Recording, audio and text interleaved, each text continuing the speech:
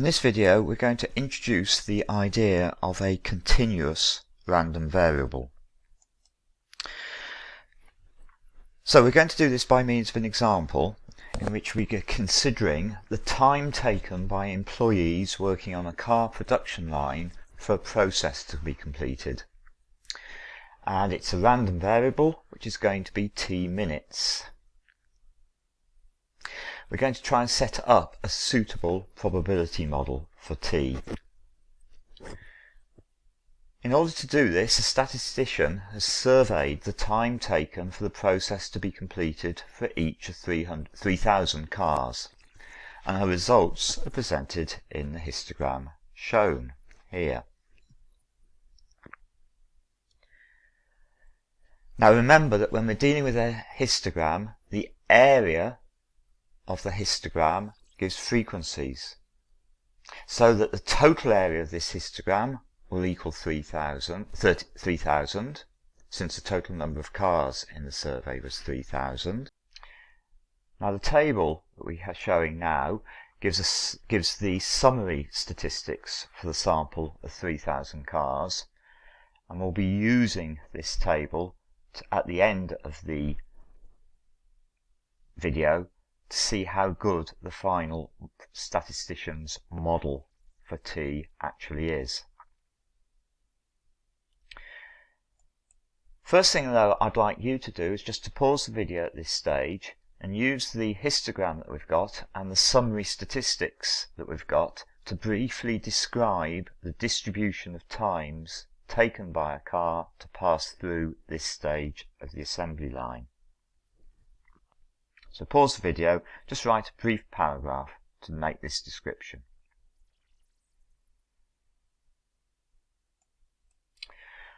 Okay, now the statistician now rescales the histogram by dividing the frequency densities by the number of cars that she considered, in this case 3,000, to obtain the relative frequency densities. And she then obtains the new graph, which is called the relative frequency histogram, or sometimes it's called a normalized histogram. It looks very much the same as the previous histogram. The only difference is we've actually changed the y-scale. So the y-scale on this graph is simply the y-scale on the previous graph divided by 3,000. The total area of this graph will be equal to 1, because the base of the graph is exactly the same as before. The frequency densities have been changed into relative frequency densities by dividing by 3,000. So that's going to change the area of the graph by a factor of 3,000. The area of the graph was 3,000, so the area of this new graph will be 1. Areas of parts of the graph will give relative frequencies, or the proportion of cars for which the process took the corresponding times. These relative frequencies, or proportions, give us a good estimate of the probability that a car will take these corresponding times. Now the statistician now produces her probability model for t by fitting a suitable, continuous, non-negative function which is a good approximation to the normalized histogram and has a total area above the time axis of 1. So there's the relative frequency histogram. The function she's decided to use is something that looks like k times t minus 20 for values of t between 20 and 35, k times 50 minus t for values of 35 to 50, and 0 otherwise. So let's have a look at how that function superimposes itself on the relative frequency histogram. So to begin with, until we reach t equals 20, f of t is 0. From t equals 20 up to t equals 35, we've got k times t minus 20, so that's just going to be part of a straight line. The maximum value of that is going to be obtained at t equals 35, so the maximum value is going to be 15k. For values of t between 35 and 50, again we've got a straight line. When t equals 35, it's 15k. When t equals 50, it's back down to 0. And then beyond there, we've got 0 again. And that function clearly describes the relative frequency histogram quite nicely. We don't yet know what the value of k is, but we can determine that fairly easily from the fact that the total area of the graph of f must equal 1. Now this graph, fortunately, is nice and easy to work with because it's simply a triangle. The area underneath the graph is going to be the area of a triangle of base 30 and height 15k. So we've got the 1 must be the area under the graph, must equal a half times 30 times 15k, which gives me k must be equal to 1 over 225. So we now have the statistician's model. We're saying that t is a random variable which can take any value in the interval from 20 to 50, and a random variable whose outcome space is an interval of numbers is called a continuous random variable.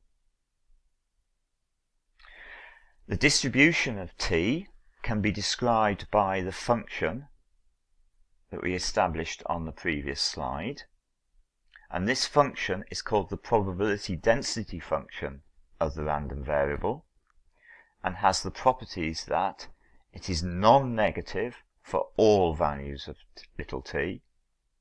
The total area between the graph of f and the t-axis must be 1, and areas under part of the graph of f give us probabilities for the random variable.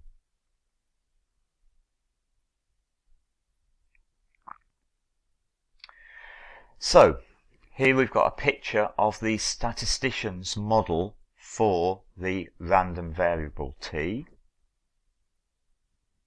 and we can make some deductions from this model.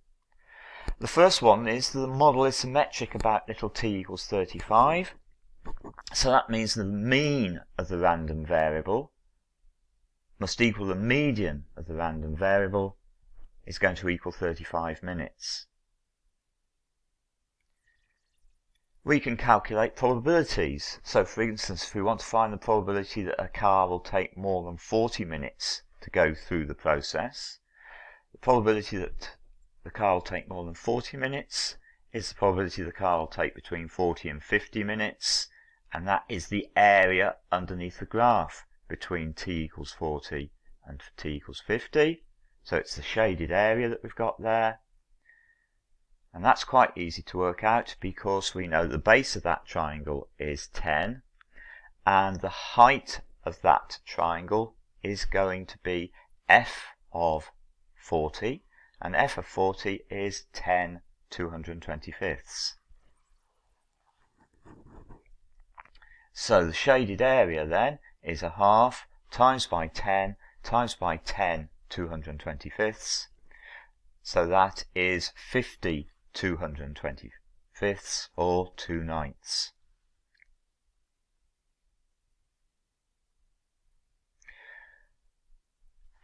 We can work out the quartiles of this distribution quite easily. If we let L be the lower quartile, then we know that the area underneath the curve to the left of L must be equal to 0.25.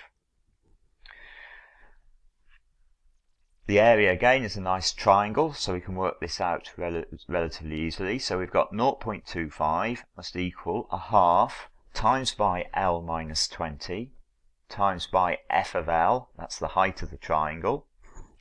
F of L, though, is going to be L minus 20 over 225, because we certainly know that L is somewhere between 20 and 35. So we've got a half times by L minus 20 times by f of L, which is L minus 20 over 225, must equal 0.25. That simplifies to L minus 20 squared must equal 112.5. In other words, L must be 20 plus the square root of 112.5, which is approximately 30.6 minutes. Since the distribution is symmetrical, we can say, you can use the symmetry to say that the upper quartile will be 39.39,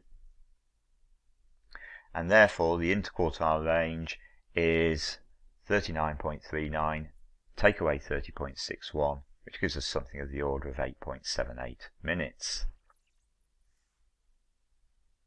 Now, lots more deductions can be made from the statistician's model, but at this stage, just before we finish, let's just compare the values that we've got with the values that the statistician got from her original sample.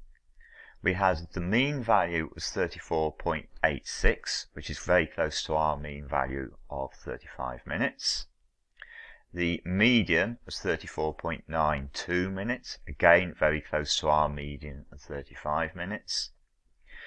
The lower quartile of the statistician's data was 30.36, which is quite close to our predicted lower quartile of 30.61 minutes, and the upper quartile was 39.3, which again is quite close to our predicted value of 39.39.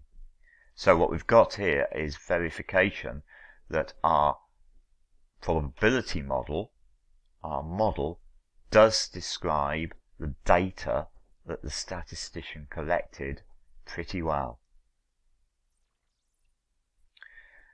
So we've introduced the idea of a continuous random variable. That's a variable whose outcome space consists of an interval of numbers, and that it can be described using a probability density function, which is a continuous non-negative function, and the total area underneath the function must equal 1, and areas underneath part of the function give us probabilities.